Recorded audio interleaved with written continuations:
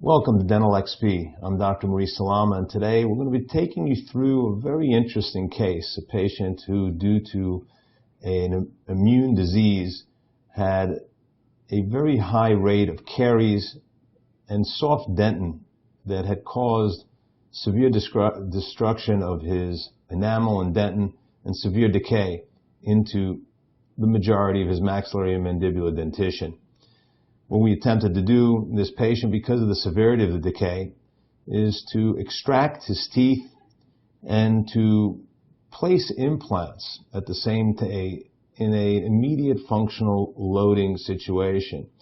A piezoelectric device was utilized into the periodontal ligament spaces of the remaining root structure to make sure that extraction can be accomplished with minimal damage to the surrounding bony walls. This is extremely important, especially if immediate placement of implants is going to be treatment implant. Once these teeth have been approached down the periodontal ligament space utilizing the piezoelectric device, extraction with elevators and root forceps can accommodate a very atraumatic extraction. And you can see that these teeth have been mottled and decayed down well below the gum line, and due to the autoimmune disease that this patient had and the softening of his dentin, the extraction of these teeth was necessary regardless of the health of the remaining roots. What we attempted to do in this case is to maintain a few natural teeth to help secure an immediate temporary restoration for the early healing phase. So as you can see here, the severely decayed teeth were removed without trauma to the surrounding buccal walls. Regardless of the length of the roots, the decay and the patient's predominance to decay, predisposition, would have left him with a situation where even these roots would have been decayed down the road. We then utilized the remaining teeth to assist us in securing a surgical guide so that the implants that are placed immediately could be placed in the appropriate positions. And as you can see here, our goal is to place these implants with the screw access lingual to the incisal edge of the future restorations. In this case, BioHorizons tapered internal laser lock implants were utilized and placed according to the surgical guide, which was secured by the remaining 3 permanent teeth. Plasma-rich and growth factors, a BTI product that was developed by Dr. Eduardo Anitwa, was utilized as a bioactive modifier to assist in the early wound healing. You can see the tapered laser lock implants are then inserted utilizing a torque insertion device so that we can measure the insertion torque. And our preference when immediately loading implants is that the implants that are immediately placed should be placed to approximately 40 Newton centimeters of initial torque insertion stability before they are ever included as part of the immediate restoration. If it is less than 40 Newton centimeters, we prefer to leave these implants non-loaded.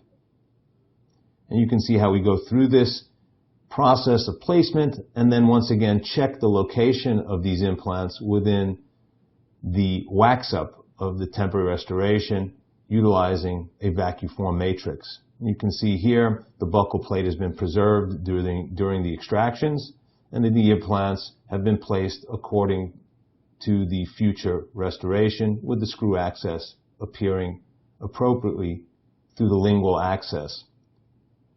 Cover screws are inserted over the implants that will not be utilized in the immediate restoration phase. This was based upon the torque insertion values and based upon the necessity with the remaining teeth that can be utilized during the first 2 to 3 months of healing. These teeth in combination with stable implants can be utilized to support an immediate functional temporary restoration.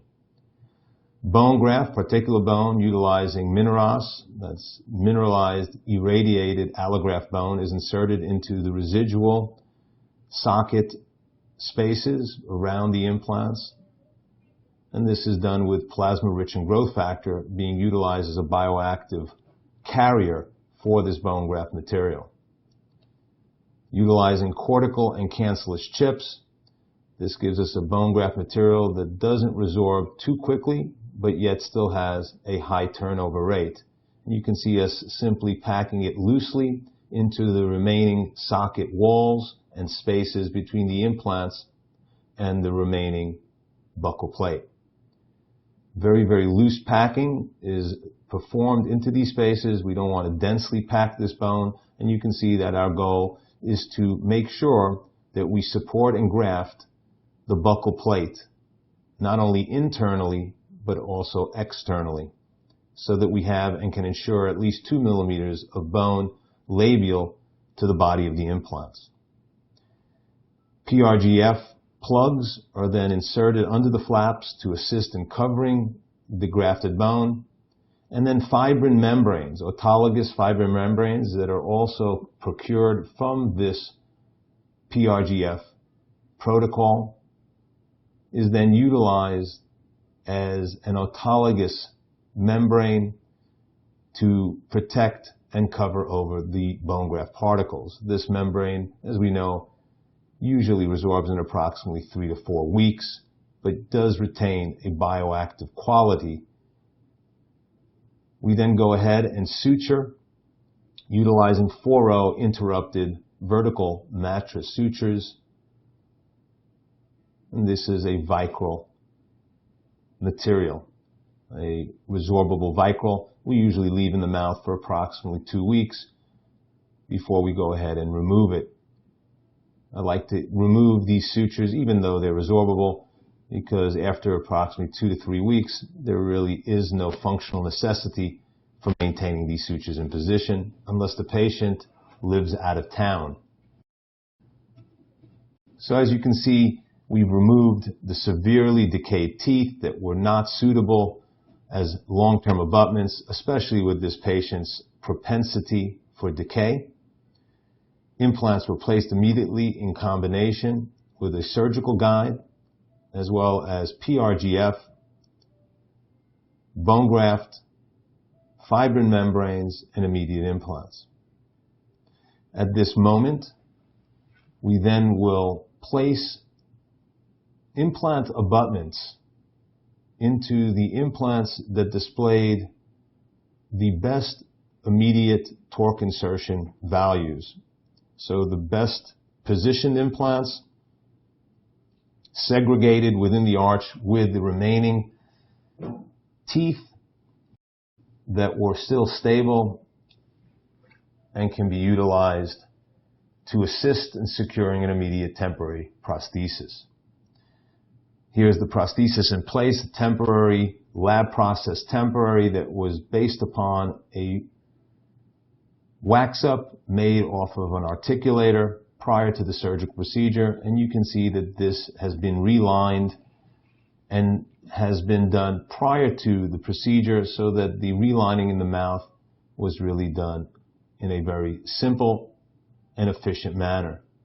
Just a small amount of temporary cement is utilized to secure the immediate temporary restoration, and you can see that once the cement has been removed, these are the natural abutments, natural tooth abutments, the left central incisor and right lateral incisors, as well as the right first maxillary molar, in combination with 3 of the immediately placed implants to secure this immediate temporary restoration.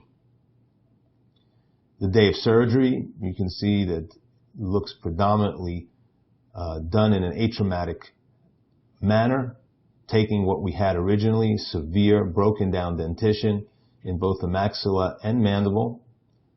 And then at approximately 2 weeks, when we take this temporary off just to clean and re-cement, you can see the early healing over these surgical sites. In the mandible, temporary bridge on retained teeth and the posterior teeth have been extracted.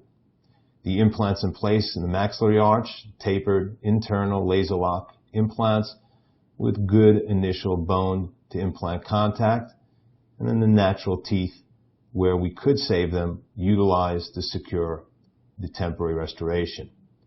I hope this gave you an idea of how we can handle and manage a severely compromised patient with immediate surgery, immediate extraction, immediate placement of dental implants, followed by immediate functional loading of a temporary restoration.